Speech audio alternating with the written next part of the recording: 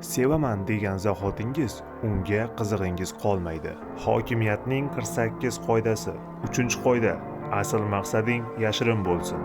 Odamlar rostgo'y va halol yashasam, boshqalar e'tiboriga tushaman deb o'ylaydi. Afsuski, sodda va ochiq insonlarni jamiyatda hurmat topishi qiyin masala. Ular reja va maqsadlarini tez-tez boshqalarga gapirib turishadi.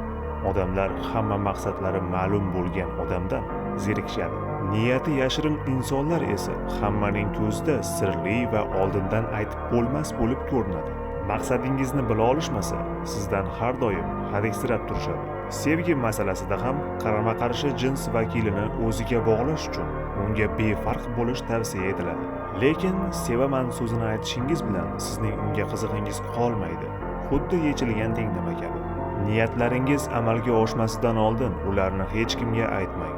Niyati yashirin bo'lgan odamdan hamma qo'rqadi. 48 ta qoida jamlangan mini kitobchani olish uchun obuna bo'ling va kommentariyaga plus belgisini qoldiring.